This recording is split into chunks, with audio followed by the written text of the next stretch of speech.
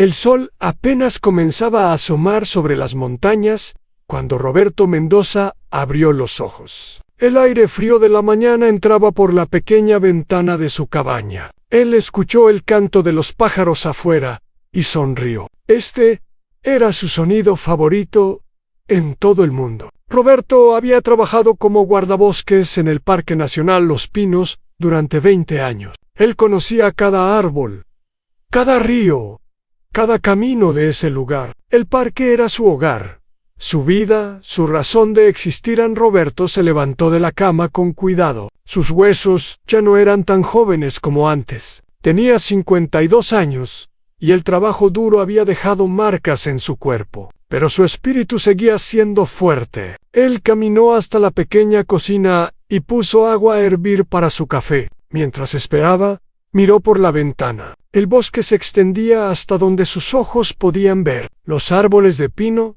se alzaban orgullosos hacia el cielo. Entre ellos vivían ciervos, jabalíes, zorros, águilas y cientos de otras criaturas. Roberto había dedicado su vida a protegerlos a todos.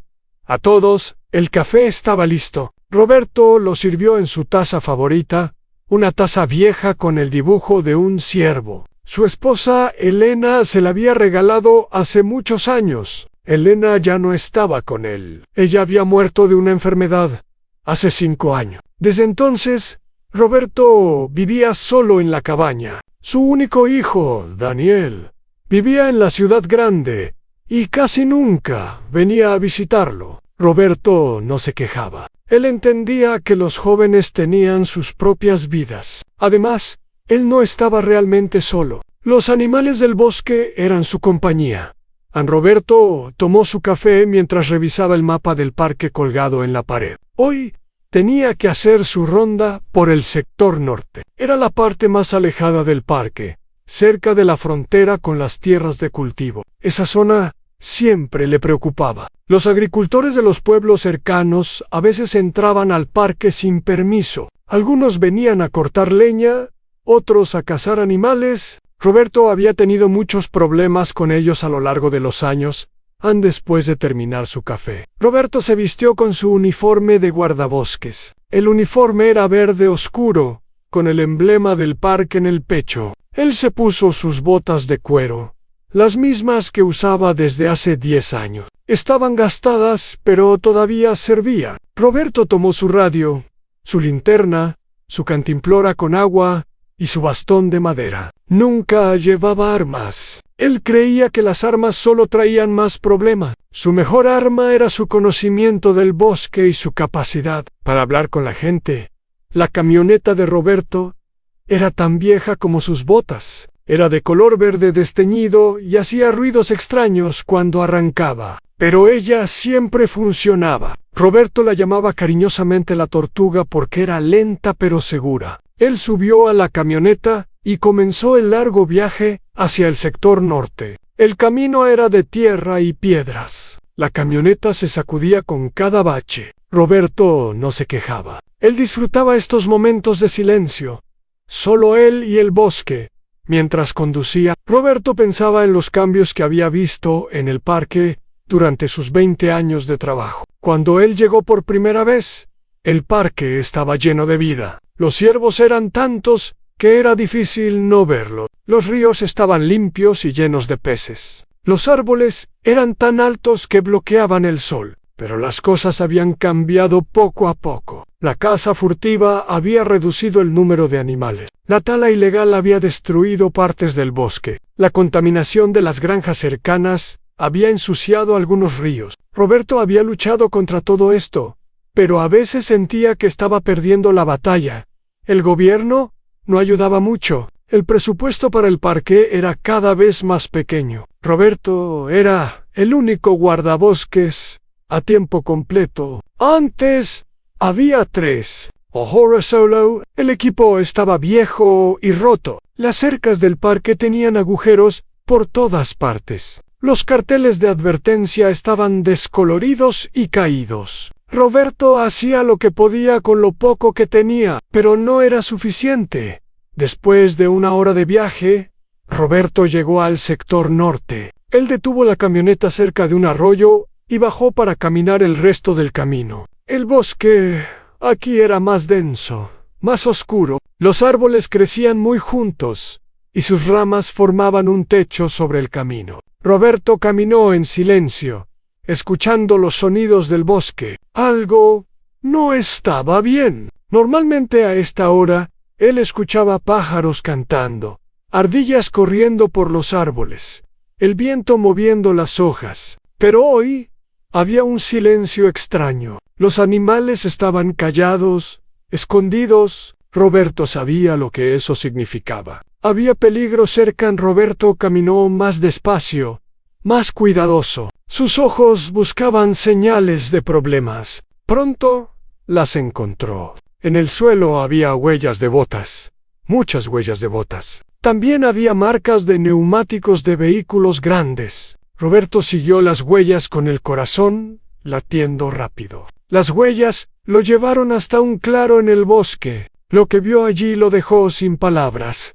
En el claro había 3 ciervos muertos. Sus cuerpos estaban tirados en el suelo como basura. Les habían cortado los cuernos y los habían dejado allí para que se pudrieran. Roberto sintió una mezcla de tristeza y rabia. Él conocía a estos ciervos. Los había visto crecer desde que eran pequeños. Uno de ellos era un macho grande al que Roberto llamaba el abuelo porque era el ciervo más viejo del parque. Ahora el abuelo estaba muerto, asesinado por cazadores furtivos que solo querían sus cuernos para venderlos. San Roberto se arrodilló junto a los cuerpos de los ciervos. Sus ojos se llenaron de lágrimas. Él había visto esto muchas veces antes, pero nunca se acostumbraba. Cada animal muerto era como perder a un amigo. Roberto tocó suavemente la cabeza de el abuelo y susurró una disculpa. Él sentía que había fallado en protegerlo. Después de unos minutos,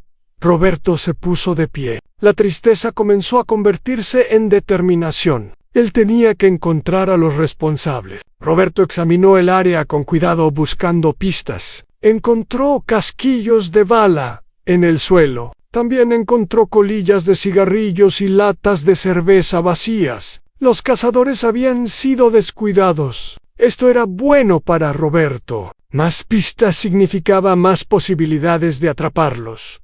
Roberto tomó fotos de todo con su viejo teléfono celular. Documentó los cuerpos de los ciervos, las huellas, los casquillos, la basura. Después marcó la ubicación en su mapa y en el GPS de su teléfono. Todo esto sería evidencia si lograba llevar a los cazadores ante la justicia. Roberto sabía que no sería fácil. La policía local no se interesaba mucho por los crímenes contra la naturaleza. Los jueces daban castigos muy suaves a los cazadores furtivos. Pero Roberto no iba a rendirse. Él tenía que intentarlo.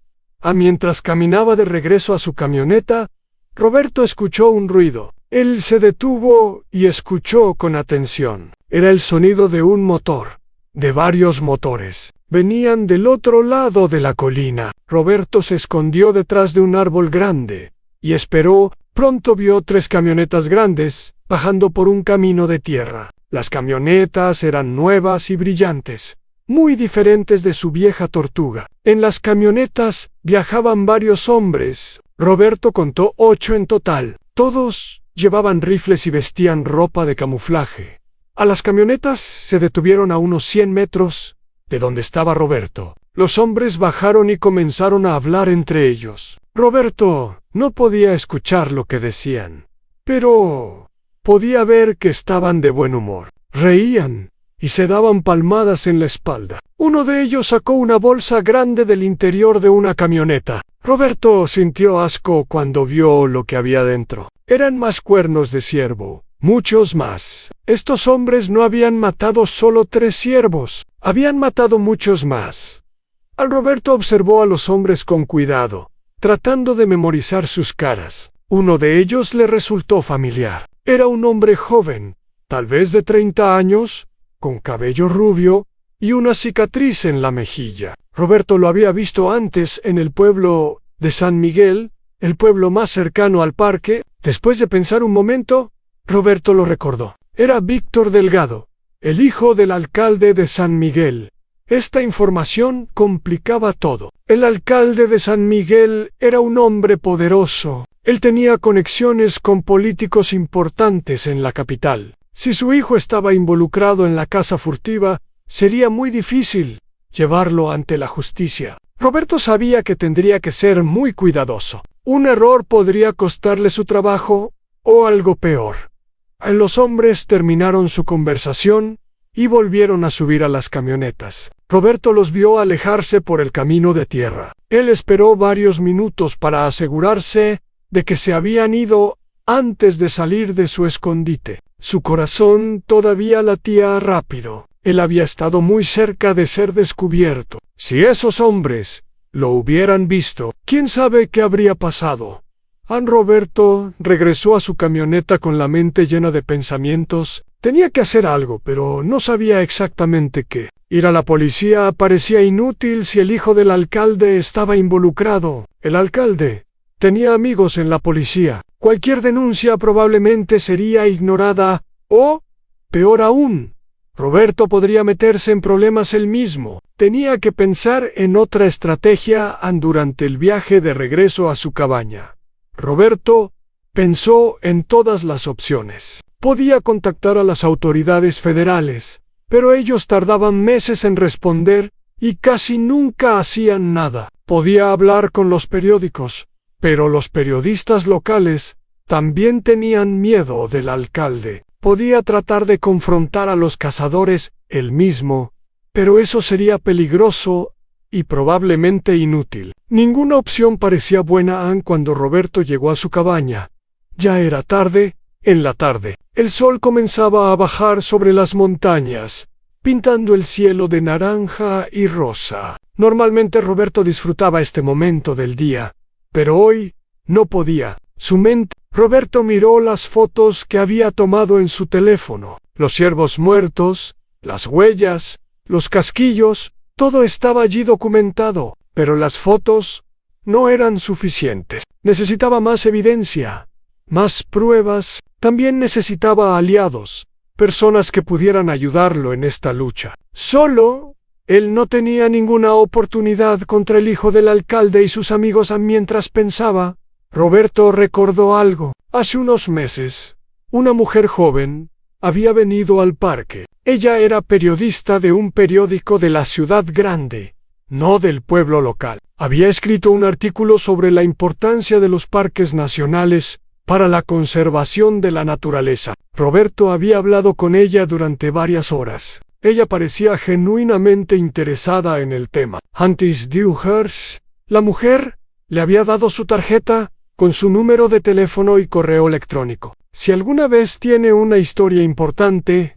llámeme, le había dicho. Roberto buscó la tarjeta entre sus papeles. La encontró en un cajón de su escritorio. El nombre de la mujer era Lucía Fernández. Ella trabajaba para un periódico llamado La Verdad Nacional. Roberto no sabía si contactarla. Era una buena idea. Los periodistas podían ser peligrosos. A veces causaban más problemas de los que resolvían. Pero Roberto estaba desesperado. No tenía muchas otras opciones.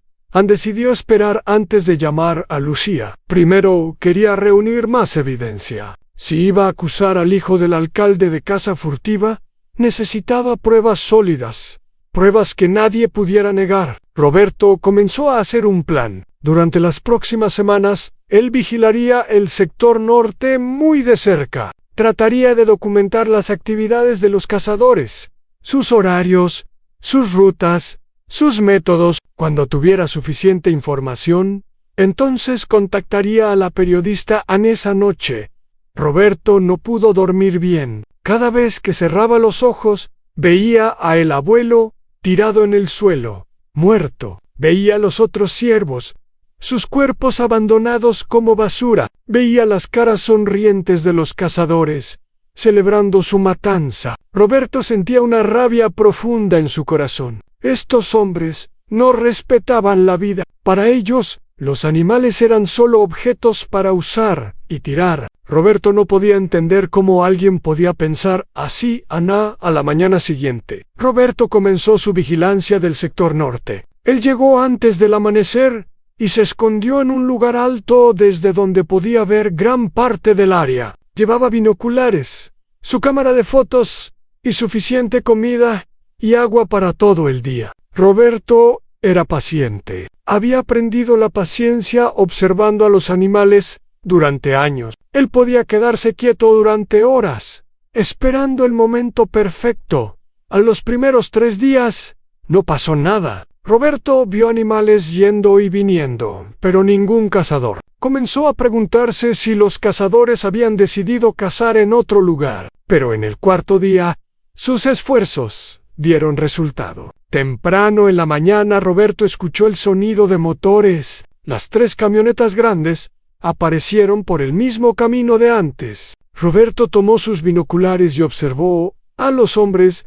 Bajaron de las camionetas y comenzaron a preparar su equipo. Roberto vio que tenían rifles con miras telescópicas, los mismos que usaban los cazadores profesionales. También tenían trampas, redes y otros equipos. Esto no era caza casual, era una operación organizada, profesional. Roberto tomó fotos de todo lo que pudo desde su escondite durante las siguientes horas. Roberto observó a los cazadores moverse por el bosque. Ellos trabajaban en equipo, rodeando áreas donde sabían que había animales. Eran eficientes y despiadados. Ese día mataron 5 ciervos y 2 jabalíes. Roberto tuvo que contenerse para no gritar de rabia. Él tomó fotos de cada momento, documentando todo. Las fotos mostraban claramente las caras de los cazadores, incluyendo a Víctor Delgado. También mostraban los animales siendo asesinados y despojados de sus partes valiosas,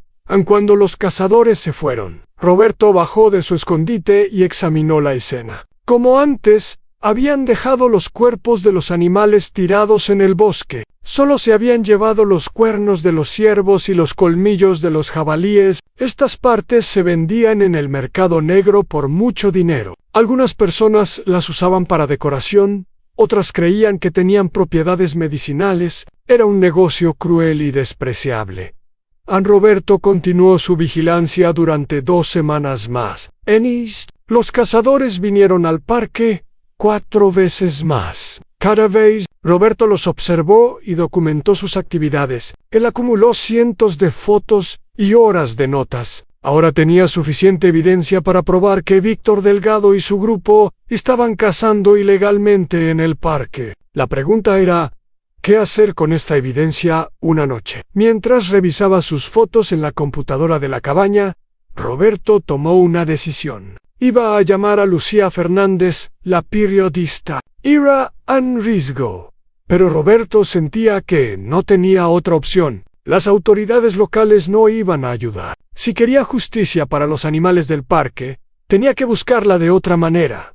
Roberto marcó el número en su teléfono celular. El teléfono sonó 3 veces antes de que alguien contestara. Era una voz de mujer, joven y enérgica. Hola, habla Lucía Fernández. Quianis. Roberto tomó aire profundamente antes de hablar. Señorita Fernández, soy Roberto Mendoza, el guardabosques del Parque Nacional Los Pinos. Usted vino a visitarnos hace unos meses. No sé si me recuerda. Hubo una pausa al otro lado de la línea. Después la voz de Lucía respondió con interés. Claro que lo recuerdo, señor Mendoza. Usted me contó muchas historias interesantes sobre el parque. ¿En qué puedo ayudarlo? Roberto cerró los ojos por un momento. Esto era el punto de no retorno. Una vez que hablara, no habría vuelta atrás. Pero él pensó en el abuelo, en todos los animales que habían muerto, y encontró el coraje para continuar. Señorita Fernández, dijo Roberto con voz firme, tengo una historia para usted. Una historia sobre corrupción, caza furtiva y el hijo de un alcalde. Pero le advierto, es una historia peligrosa. ¿Está interesada al otro lado de la línea? Lucía Fernández sonrió. Ella vivía para historias como esta. Señor Mendoza respondió, estoy muy interesada. Cuéntame tú. Roberto habló con Lucía durante casi 1 hora esa noche. Él le contó todo lo que había visto y documentado durante las últimas semanas. Le habló de los ciervos muertos, de los cazadores con sus camionetas grandes, de Víctor Delgado y su conexión con el alcalde de San Miguel. Lucía escuchó en silencio, haciendo preguntas de vez en cuando para aclarar detalles. Cuando Roberto terminó de hablar, hubo un momento de silencio en la línea. Señor Mendoza, dijo Lucía finalmente, esta es una historia muy seria. Si lo que me dice es verdad, estamos hablando de un crimen organizado protegido por autoridades locales. Esto podría ser muy grande, pero también muy peligroso. ¿Está usted seguro de que quiere seguir adelante? Roberto no tuvo que pensar su respuesta. Estoy seguro, dijo. He dedicado mi vida a proteger este parque y sus animales. No puedo quedarme callado mientras los matan por dinero. Si hay alguna manera de detener esto, tengo que intentarlo. Lucía le dijo que necesitaba ver las fotos y la evidencia antes de poder hacer cualquier cosa. Acordaron encontrarse en persona en 3 días. Lucía vendría al pueblo de San Miguel y Roberto la encontraría en un café discreto en las afueras del pueblo. Era importante que nadie los viera juntos. Al menos por ahora, durante los siguientes 3 días, Roberto continuó su trabajo normal en el parque. Trató de actuar como si nada hubiera cambiado, pero por dentro estaba nervioso. Cada vez que veía una camioneta en el camino, se preguntaba si era uno de los cazadores. Cada vez que alguien lo miraba en el pueblo, se preguntaba si sabían algo. Roberto no estaba acostumbrado a guardar secretos. Él era un hombre simple y honesto. Este juego de espías no era natural para él y acordado. Roberto se levantó temprano y condujo hasta San Miguel. El pueblo estaba a 1 hora del parque, siguiendo un camino de montaña con muchas curvas. San Miguel era un pueblo pequeño, con una plaza central, una iglesia vieja y unas pocas calles de casas de adobe. La mayoría de los habitantes eran agricultores o trabajaban en las granjas cercanas. Era un pueblo tranquilo, donde todos se conocían y los secretos eran difíciles de guardar. El Café Down. Roberto iba a encontrar a Lucía.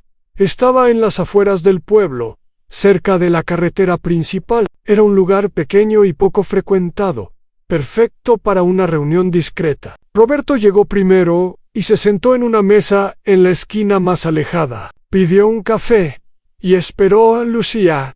Llegó 20 minutos después. Roberto la reconoció inmediatamente. Era una mujer joven, tal vez de 30 años, con cabello negro corto y ojos inteligentes, detrás de unos lentes redondos. Ella vestía de manera simple, con jeans y una chaqueta oscura. No parecía una periodista importante de la ciudad grande. Eso era probablemente intencional. A Lucía se sentó frente a Roberto y pidió un té. Después de que la mesera se alejó, Lucía habló en voz baja. Gracias por venir, señor Mendoza. Sé que esto no es fácil para usted. Roberto asintió. No es fácil, pero es necesario. ¿Trajo lo que le pedí? Lucía sacó una pequeña computadora portátil de su bolso. Traje esto para que podamos revisar las fotos juntos. También traje un disco duro externo para hacer una copia de seguridad de toda la evidencia. Es importante que la información esté en más de un lugar, por si acaso. Roberto sacó su teléfono celular y una memoria USB que había preparado con todas las fotos y videos. Durante la siguiente hora, él y Lucía revisaron cada imagen, cada documento. Roberto explicó el contexto de cada foto, identificó a las personas, describió lo que estaban haciendo. Lucía tomaba notas constantemente. Cuando terminaron de revisar la evidencia, Lucía se recostó en su silla y suspiró. Señor Mendoza, esto es increíble. ¿Tiene usted suficiente evidencia para enviar a esta gente a la cárcel por año? El problema es que el sistema legal local está probablemente corrupto. Necesitamos una estrategia diferente. ¿Qué sugiere?, preguntó Roberto. Lucía pensó por un momento antes de responder. Mi periódico tiene alcance nacional. Si publicamos esta historia, será imposible para las autoridades locales ignorarla. La presión pública los obligará a actuar, pero antes de publicar, necesito verificar todo independientemente. Necesito hablar con otras fuentes investigar los antecedentes de Víctor Delgado y su padre, tal vez incluso encontrar a alguien dentro del grupo de cazadores que esté dispuesto a hablar. Roberto frunció el ceño. Eso suena complicado. Y peligroso lo es, admitió Lucía. Pero es la única manera de hacer esto bien. Si publicamos una historia sin verificar todos los hechos, ellos pueden decir que es mentira, y nosotros perdemos credibilidad. Necesitamos que la historia sea a prueba de balas. Roberto entendía la lógica, aunque no le gustaba la idea de esperar más tiempo. Cada día que pasaba, más animales morían, pero él también sabía que una historia mal hecha podría ser peor que ninguna historia. ¿Cuánto tiempo necesita?, preguntó en un mes, dijo Lucía. En un mes tendré todo listo para publicar. Mientras tanto, necesito que usted continúe documentando. Cada foto, cada observación es importante. Y por favor, tenga mucho cuidado. Si estos hombres descubren lo que está haciendo, podrían ser muy peligrosos. Roberto y Lucía acordaron comunicarse solo por mensajes de texto cifrados. Lucía le enseñó a Roberto cómo usar una aplicación especial en su teléfono que hacía los mensajes imposibles de leer para otros. Era tecnología nueva para Roberto, pero él aprendió rápido. La seguridad era importante. Antes de separarse, Lucía le hizo una última pregunta a Roberto. ¿Hay alguien más en el pueblo que sepa sobre la caza furtiva? ¿Alguien que podría estar dispuesto a hablar? Roberto pensó por un momento. Había mucha gente en San Miguel que probablemente sabía lo que estaba pasando. En un pueblo pequeño, los secretos no duraban mucho. Pero saber algo y estar dispuesto a hablar sobre ello eran dos cosas muy diferentes. La gente tenía miedo del alcalde y su familia. Hablar contra ellos podía significar perder el trabajo, perder amigos, incluso perder la seguridad física. Hay una persona, dijo Roberto finalmente. Se llama Marcos Gutiérrez. Él trabajaba como ayudante de casa para Víctor Delgado hace unos años. Pero dejó el trabajo y ahora trabaja en una granja. Yo no lo conozco bien, pero escuché que él y Víctor tuvieron problemas. Tal vez él estaría dispuesto a hablar. Lucía anotó el nombre en su libreta. Voy a investigarlo. Gracias, señor Mendoza. Lo contactaré pronto. Se despidieron fuera del café. Roberto regresó a su camioneta y comenzó el viaje de regreso al parque. Durante el camino, su mente estaba llena de pensamientos. Había puesto las cosas en movimiento. Ya no había vuelta atrás. Solo podía esperar que todo saliera bien. A las siguientes semanas fueron tensas para Roberto. Él continuó su trabajo normal en el parque durante el día, haciendo sus rondas, manteniendo los caminos, ayudando a los pocos turistas que venían, pero por las noches, él revisaba sus fotos, escribía notas detalladas y esperaba mensajes de Lucía. Los mensajes llegaban cada pocos días. Lucía le contaba sobre su progreso. Ella había encontrado a Marcos Gutiérrez, y él había aceptado hablar, aunque estaba muy nervioso. También había descubierto que Víctor Delgado tenía antecedentes de violencia, y que su padre había usado su influencia política para sacarlo de problemas varias veces en Roberto. También continuó vigilando el sector norte del parque. Los cazadores vinieron 2 veces más durante esa semana. Roberto los observó desde la distancia, tomando más fotos, más notas. Era doloroso ver a más animales morir, pero Roberto sabía que cada observación fortalecía el caso contra los cazadores. Pronto, muy pronto, ellos pagarían por sus crímenes en una noche. Roberto recibió un mensaje de Lucía que lo preocupó. Creo que alguien me está siguiendo, decía el mensaje. He notado el mismo carro varias veces cerca de mi apartamento. Voy a ser más cuidadosa. No sé. Roberto se preocupó mucho. Si alguien estaba siguiendo a Lucía, significaba que alguien sospechaba algo. ¿Habían sido descubiertos? ¿Había alguien en San Miguel que los había visto juntos en el café? Roberto no podía saberlo, pero el miedo comenzó a crecer en su corazón a los días siguientes. Roberto estuvo más alerta que nunca. Cada vez que salía de su cabaña, miraba a su alrededor buscando señales de peligro. Cada vez que conducía por el parque, revisaba el espejo retrovisor para ver si alguien lo seguía. No notó nada sospechoso, pero eso no lo tranquilizaba. Los peligros más grandes eran a menudo los que no se podían ver.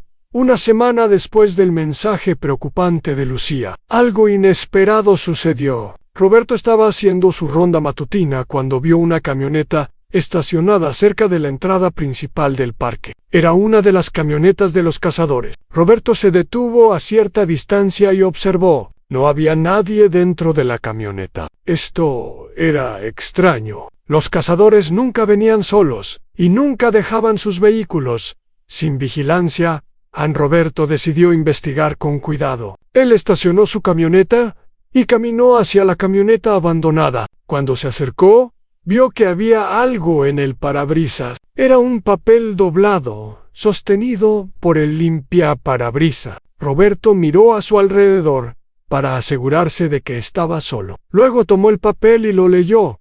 El mensaje era corto y directo.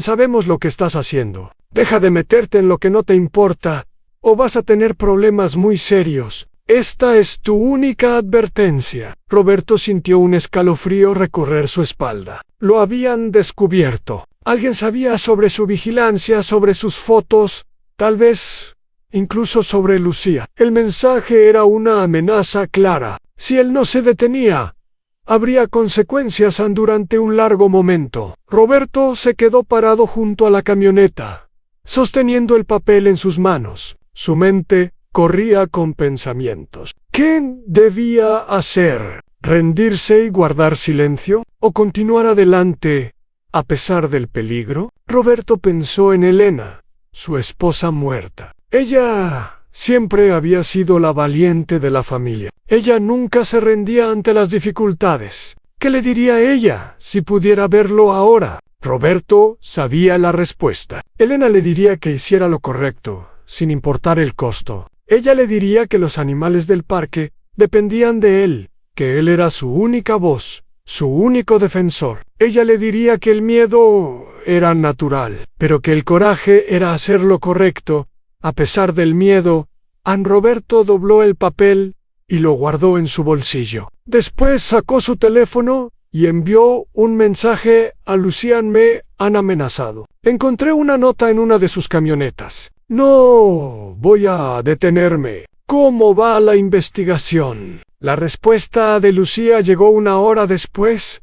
Lo siento mucho. Estamos cerca. Marcos está dispuesto a dar una declaración formal. Tengo toda la información que necesito. Estoy escribiendo el artículo ahora. Será publicado en 2 semanas. Puedes mantenerte seguro hasta entonces. Roberto tenía que sobrevivir 2 semanas más. Después de eso, la historia sería pública y los cazadores ya no podrían actuar en las sombras. Roberto respondió: lo intentaré. Ten cuidado tú también. Durante los siguientes días, Roberto cambió su rutina. Él ya no seguía los mismos caminos todos los días. Variaba sus horarios, sus rutas, sus lugares de descanso. Nunca se quedaba en un lugar por mucho tiempo. También comenzó a dormir con la puerta de la cabaña cerrada con llave, algo que nunca había hecho antes. El bosque que tanto amaba ahora se sentía diferente, más oscuro, más amenazante. Una tarde, mientras Roberto patrullaba el sector este del parque, escuchó el sonido de un vehículo acercándose. Él se escondió detrás de unos arbustos y esperó. El vehículo que apareció no era una de las camionetas de los cazadores. Era un carro negro, elegante, el tipo de carro que no se veía a menudo por estos caminos de tierra. El carro se detuvo a unos 20 metros de donde Roberto estaba escondido. A la puerta del carro se abrió y salió un hombre. Roberto lo reconoció inmediatamente. Era Ricardo Delgado, el alcalde de San Miguel, el padre de Víctor. Roberto nunca había hablado directamente con el alcalde, pero lo había visto muchas veces en el pueblo. Era un hombre grande, de unos 60 años, con cabello gris y una expresión que siempre parecía estar evaluando a los demás, buscando debilidades El alcalde caminó lentamente por el camino, mirando a su alrededor como si buscara algo. ¡Oh, hey! Roberto contuvo la respiración, tratando de no hacer ningún ruido. Después de unos minutos, el alcalde sacó su teléfono celular y hizo una llamada. Roberto no podía escuchar lo que decía, pero la conversación fue corta. Después de colgar, el alcalde regresó a su carro y se fue por donde había venido. Roberto esperó varios minutos antes de salir de su escondite. Su corazón latía muy rápido. ¿Qué hacía el alcalde en el parque? Estaba buscando a Roberto. Era una intimidación, una manera de mostrar que él podía ir a cualquier lugar, encontrar a cualquier persona. Roberto no lo sabía, pero la visita lo dejó profundamente perturbado. Esa noche, Roberto envió un mensaje a Lucía contándole sobre la aparición del alcalde. La respuesta de Lucía fue breve, pero alentadora. Están nerviosos. Eso significa que saben. Se concentró en las áreas más alejadas, donde era menos probable que los cazadores o el alcalde lo encontraran. Fue una semana larga y tensa. Roberto apenas podía dormir. Cada ruido en la noche lo despertaba.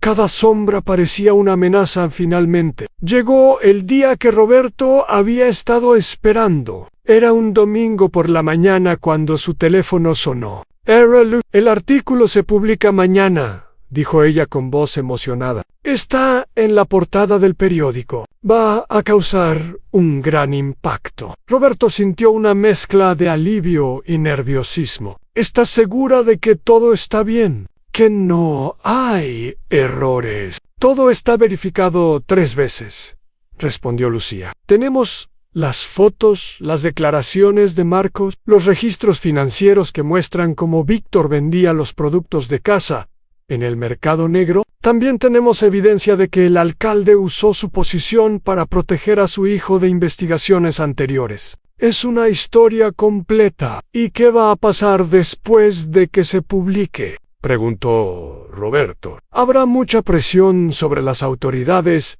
para que actúen. El gobierno federal probablemente enviará investigadores. Los políticos locales que han estado protegiendo a los Delgado van a distanciarse de ellos para salvar sus propias carreras. Y lo más importante, la gente va a saber la verdad. Ya no podrán actuar en secreto. Roberto agradeció a Lucía por todo su trabajo. Antes de colgar, ella le dijo algo que lo conmovió. Señor Mendoza, usted es un hombre muy valiente. Muchas personas habrían guardado silencio para protegerse. Usted arriesgó todo por los animales que ama. Eso es admirable. Roberto no sabía qué decir. Él no se sentía como un héroe. Solo se sentía como un hombre haciendo lo que tenía que hacer. Gracias, señorita Fernández. Fue todo lo que pudo responder en esa noche. Roberto durmió mejor de lo que había dormido en semanas. Por primera vez en mucho tiempo, sentía esperanza. Mañana todo iba a cambiar. El lunes por la mañana, Roberto se despertó con el sol. Él bajó al pueblo para comprar el periódico en la pequeña tienda de la esquina. Cuando vio la portada, su corazón dio un salto. Allí estaba, en letras grandes: corrupción en San Miguel. Al hijo de alcalde lidera red de caza furtiva. Debajo del titular había una foto de Víctor Delgado sosteniendo cuernos de ciervo. Una de las fotos que Roberto había tomado. Roberto compró 3 copias del periódico. Una para él, otra para guardar como recuerdo y otra para dejar en la oficina del parque. Mientras pagaba, notó que la mujer detrás del mostrador lo miraba de manera extraña. ¿Usted sabía de esto?, preguntó ella, señalando el periódico. Roberto no supo qué responder. Solo sé lo que leo en el periódico, dijo finalmente, y salió de la tienda. Cuando Roberto regresó al parque, encontró su teléfono lleno de mensajes y llamadas perdidas. Algunos eran de otros guardabosques de parques cercanos, felicitándolo por la exposición. Otros eran de periodistas queriendo entrevistarlo. Y algunos eran de números desconocidos, que Roberto decidió no contestar. No todos los mensajes serían amistosos. Durante los siguientes días, la historia explotó. Otros periódicos y canales de televisión recogieron la noticia. Reporteros llegaron a San Miguel desde todas partes del país. El gobierno federal anunció que enviaría una comisión especial para investigar. El alcalde Ricardo Delgado dio una conferencia de prensa negando todo y acusando a los periodistas de difamación, pero nadie le creyó. Las fotos eran demasiado claras, las evidencias demasiado fuertes. Una semana después de la publicación del artículo, Víctor Delgado fue arrestado. La Policía Federal llegó a su casa temprano en la mañana y se lo llevaron esposado frente a las cámaras de televisión. Otros 3 miembros de su grupo de caza también fueron arrestados. El alcalde no fue arrestado inmediatamente, pero tuvo que renunciar a su cargo mientras se investigaban las acusaciones de corrupción y obstrucción de la justicia. Roberto vio todo esto desde la distancia, desde su cabaña en el parque. Él no quería la atención de los medios, no quería ser famoso, solo quería que los animales estuvieran seguros. Y por primera vez en mucho tiempo, parecía que eso era posible. Pero Roberto también sabía que la lucha no había terminado. Los arrestos eran solo el comienzo. Todavía había un juicio por delante, y los Delgado tenían dinero para contratar buenos abogados. También había otros cazadores furtivos en otras partes, otras redes de tráfico de animales. La caza furtiva no iba a desaparecer de la noche a la mañana en una tarde. Mientras Roberto caminaba por el sector norte del parque, algo maravilloso sucedió. Él vio un grupo de ciervos en el claro, donde, semanas antes, había encontrado los cuerpos del abuelo y los otros. Los ciervos estaban tranquilos, pastando sin miedo. Entre ellos, había un ciervo joven con cuernos pequeños, probablemente un hijo o nieto del abuelo. Roberto se detuvo y observó a los animales por un largo rato. Ellos no sabían nada de los arrestos, de los artículos de periódico, de la corrupción política. Solo sabían que este era su hogar y que por ahora estaban seguros en Roberto. Sintió una paz profunda en su corazón. Esto era por lo que había luchado, no por la fama ni el reconocimiento, sino por este momento, por la oportunidad de ver a estos animales vivir en libertad, sin miedo. Era un pequeño triunfo, pero para Roberto significaba todo. A los meses siguientes a los arrestos fueron un tiempo de cambios para el Parque Nacional Los Pinos y para Roberto. La atención de los medios trajo algo que el parque no había tenido en años: recursos. El gobierno federal, avergonzado por la exposición de la corrupción, decidió invertir dinero en la protección del parque. Contrataron a 2 nuevos guardabosques para ayudar a Roberto. También compraron equipo nuevo, camionetas, radios, cámaras de vigilancia, todo lo que Roberto había pedido durante años. Sin éxito, Roberto estaba agradecido por los cambios, aunque le costaba adaptarse a trabajar con otras personas. Después de tantos años solo, los nuevos guardabosques eran jóvenes, llenos de energía e ideas. Uno de ellos se llamaba Carmen, una mujer de 28 años que había estudiado biología en la universidad. El otro era Jorge, un hombre de 35 años que había sido policía antes de cambiar de carrera. Ambos respetaban mucho a Roberto y lo trataban como un mentor. Carmen era especialmente entusiasta. Ella quería implementar programas de educación ambiental para los niños de los pueblos cercanos. Jorge era más práctico, enfocado en la seguridad y la vigilancia. Juntos, los 3 formaban un buen equipo. Roberto les enseñaba lo que sabía sobre el bosque, los animales, los caminos secretos y los escondites. Ellos le enseñaban sobre tecnología, sobre nuevas técnicas de conservación, sobre cómo usar las redes sociales para promover el parque. La idea de Carmen sobre la educación ambiental comenzó a tomar forma. Ella organizó la primera visita de una escuela al parque, un sábado de primavera. 30 niños de la escuela primaria de San Miguel llegaron en un autobús escolar. Roberto estaba nervioso. Él no estaba acostumbrado a hablar con grupos grandes, especialmente niños, pero cuando vio las caras emocionadas de los niños al entrar al bosque, su nerviosismo desapareció en Roberto. Guió a los niños por uno de los senderos más bonitos del parque. Les mostró las diferentes especies de árboles. Les enseñó a identificar las huellas de animales en el suelo. Les contó historias sobre los ciervos y los jabalíes y las águilas. Los niños escuchaban con los ojos muy abiertos, haciendo preguntas sin parar. Para muchos de ellos, era la primera vez que visitaban el parque. Aunque vivían tan cerca durante la caminata, una niña pequeña se acercó a Roberto y le tiró de la manga. «Señor guardabosques», dijo ella con voz tímida, «mi papá dice que usted es un héroe, que usted salvó a los animales de los hombres malos». Roberto se arrodilló para estar a la altura de la niña. «No soy un héroe», le dijo suavemente. «Solo soy un hombre que ama el bosque y quiere protegerlo. Tú también puedes protegerlo. Todos podemos hacerlo si trabajamos juntos». La niña sonrió y corrió de regreso con sus compañeros. Roberto se quedó pensando en sus palabras. Era verdad lo que había dicho. Él no era un héroe solitario. Había necesitado ayuda de muchas personas. Ana Lucía la periodista, Marcos el testigo, Carmen y Jorge los nuevos guardabosques, incluso los niños que ahora visitaban el parque. La protección de la naturaleza no era trabajo de una sola persona, era trabajo de una comunidad.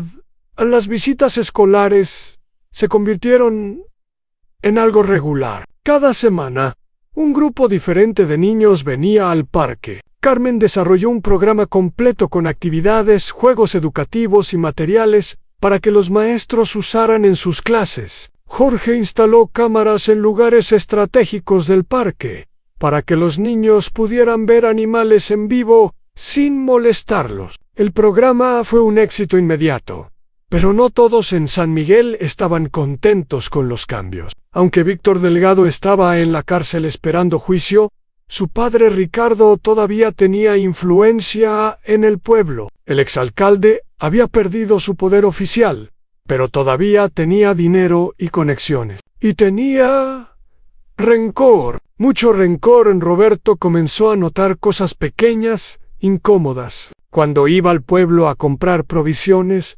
algunas personas lo evitaban, otras lo miraban con hostilidad. Una vez encontró su camioneta con los neumáticos ponchados en el estacionamiento del supermercado. Otra vez, alguien pintó palabras feas en la puerta de la oficina del parque durante la noche. Eran actos de cobardía, hechos por personas que no tenían el valor de enfrentarlo directamente. Roberto trató de no dejar que estas cosas lo afectaran. Él sabía que había hecho lo correcto, pero era difícil vivir sabiendo que había personas en el pueblo que lo odiaban. Elena, su esposa, siempre había sido la que lo animaba en momentos difíciles. Sin ella, Roberto se sentía solo en su lucha emocional. En una noche, mientras Roberto cenaba en su cabaña, escuchó el sonido de un carro acercándose. Esto era inusual. Casi nadie venía a su cabaña, especialmente de noche. Roberto se levantó y miró por la ventana. Un carro negro se había estacionado frente a la cabaña. Roberto reconoció el carro. Era el mismo que había visto en el parque meses atrás. El carro de Ricardo Delgado. Roberto sintió un nudo en el estómago. Por un momento consideró no abrir la puerta, pretender que no estaba en casa, pero eso no era su estilo. Él no era un cobarde. Roberto caminó hasta la puerta y la abrió. Ricardo Delgado estaba de pie en el porche, solo. El exalcalde se veía más viejo que la última vez que Roberto lo había visto. Sus hombros estaban caídos, su cara más arrugada, pero sus ojos todavía tenían la misma mirada fría y calculadora. «Señor Mendoza», dijo Delgado con voz tranquila, «necesitamos hablar». Roberto no se movió de la puerta. «No creo que tengamos nada de qué hablar, señor Delgado». «Por favor», dijo Delgado, «solo unos minutos. Después me iré y no lo molestaré más». Contra su mejor juicio, Roberto dio un paso atrás y dejó entrar a Delgado. El exalcalde caminó hasta el centro de la pequeña sala, y miró a su alrededor. Sus ojos se detuvieron en las fotos de la pared, fotos de Elena, fotos del parque, fotos de animales que Roberto había tomado a lo largo de los años. «Tiene usted una vida simple aquí», observó Delgado, «lejos de las complicaciones del mundo». «Me gusta así», respondió Roberto. «Ahora dígame qué quiere». Delgado se sentó en una silla sin pedir permiso. Roberto permaneció de pie cerca de la puerta. «No confiaba en este hombre. Mi hijo está en la cárcel», comenzó Delgado. «Probablemente lo condenen a varios años. Mi carrera política está destruida. Mi reputación está arruinada. Todo por usted, señor Mendoza. Todo por un guardabosques que decidió meterse donde no lo llamaban». Roberto sintió la rabia crecer en su pecho, pero controló su voz. «Su hijo mató animales protegidos. Violó la ley. Yo solo expuse la verdad». «La verdad», repitió Delgado con una risa amarga. «La verdad es que mi hijo cazaba unos cuantos animales para vender sus partes. No era diferente de lo que han hecho los hombres en estas montañas durante generaciones. Pero usted lo convirtió en un escándalo nacional. Esos animales estaban protegidos por la ley», dijo Roberto firmemente. «Su hijo no tenía derecho a matarlos. Y usted no tenía derecho a protegerlo de las consecuencias». Delgado miró a Roberto con ojos penetrantes. «¿Sabe usted lo que es tener un hijo, señor Mendoza? ¿Sabe lo que es ver a su hijo en la cárcel? ¿Saber que pasará años allí? ¿Todo porque un viejo guardabosques decidió jugar al héroe?» Roberto pensó en su propio hijo, Daniel, que vivía lejos en la ciudad. No hablaban mucho, pero Roberto todavía lo amaba profundamente. Sí, él entendía el amor de un padre por su hijo, pero eso no excusaba los crímenes de Víctor. «Yo no puse a su hijo en la cárcel», dijo Roberto. «Él se puso allí solo con sus acciones. Y usted ayudó al protegerlo de la justicia durante años. Ambos son responsables de lo que está pasando». Delgado se quedó en silencio por un largo momento. Cuando habló de nuevo, su voz era más suave, casi vulnerable. «Vine aquí esta noche porque necesitaba verlo, señor Mendoza. Necesitaba entender qué clase de hombre destruye la vida de una familia por unos animales». Roberto suspiró. Esta conversación no iba a ningún lado. «Señor Delgado, los animales de este parque no son menos importantes que su familia. Son seres vivos que sienten dolor, que tienen familias propias, que merecen vivir en paz». Su hijo no los veía así. Para él, eran solo dinero. «Esa es la diferencia entre nosotros». Delgado se levantó de la silla. «Usted y yo nunca vamos a entendernos, señor Mendoza. Pero quiero que sepa algo. Esto no ha terminado. Mi hijo va a apelar su sentencia. Tenemos buenos abogados. Y mientras tanto, yo voy a hacer todo lo posible para recuperar lo que perdí». «Todo lo posible». Las palabras sonaban como una amenaza, pero Roberto no se inmutó. «Haga lo que tenga que hacer, señor Delgado. Yo también lo haré». Delgado caminó hacia la puerta. Antes de salir, se detuvo y miró a Roberto por última vez. «Cuídese, señor Mendoza. Las montañas pueden ser peligrosas para un hombre solo». Después de que Delgado se fue, Roberto se sentó en su silla favorita junto a la ventana. Sus manos temblaban ligeramente. La visita lo había perturbado más de lo que quería admitir. Delgado era un hombre peligroso, un hombre que había perdido todo y no tenía nada que perder. Roberto sabía que tenía que estar alerta al día siguiente.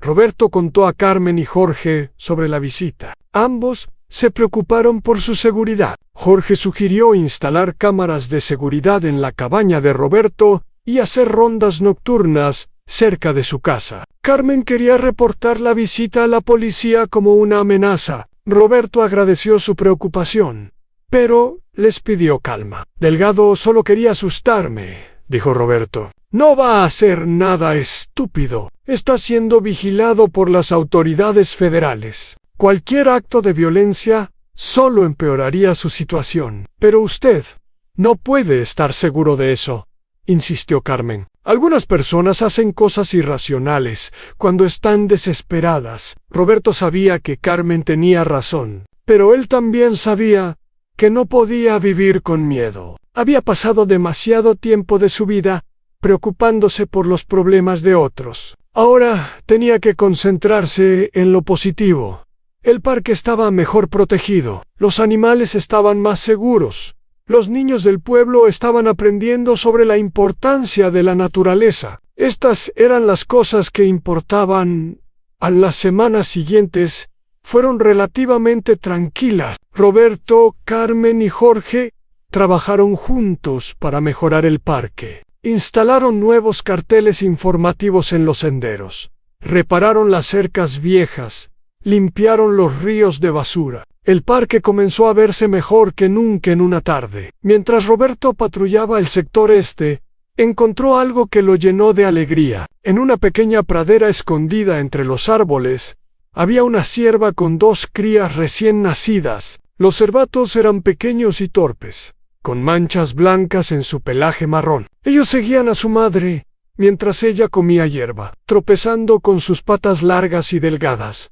Roberto se sentó en silencio a observarlos desde la distancia. Estos eran los primeros nacimientos de ciervos que veía desde que comenzó toda la situación con los cazadores. Durante los años de caza furtiva e intensiva, los nacimientos habían disminuido mucho. Los ciervos estaban estresados, asustados, incapaces de reproducirse normalmente. Pero ahora, con la amenaza reducida, la vida estaba regresando al parque. Roberto tomó una foto de la cierva y sus crías con su teléfono. Esta foto no era para evidencia legal, era para él, un recordatorio de por qué hacía lo que hacía. Después de unos minutos, se alejó silenciosamente para no molestar a la familia de ciervos.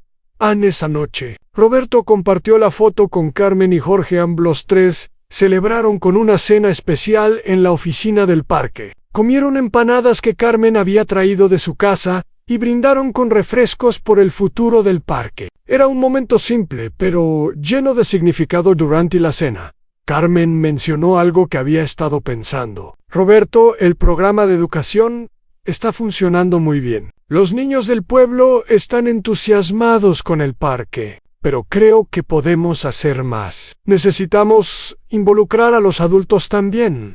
¿Qué tienes en mente?, preguntó Roberto. Estaba pensando en un programa de voluntarios, explicó Carmen. Adultos del pueblo que quieran ayudar en el parque durante los fines de semana. Podrían ayudar con la limpieza, el mantenimiento de senderos, incluso con la vigilancia. Sería una manera de conectar a la comunidad con el parque. Jorge añadió su opinión. Eso también ayudaría con la seguridad. Más ojos en el parque significa más difícil para los cazadores furtivos operar sin ser detectados. Roberto consideró la idea. Era buena, pero también complicada. No todos en San Miguel apoyaban lo que había pasado. Muchos todavía veían a Roberto como el enemigo, el hombre que había destruido a la familia Delgado. ¿Estarían dispuestos a trabajar junto a él? Es una buena idea, dijo Roberto finalmente.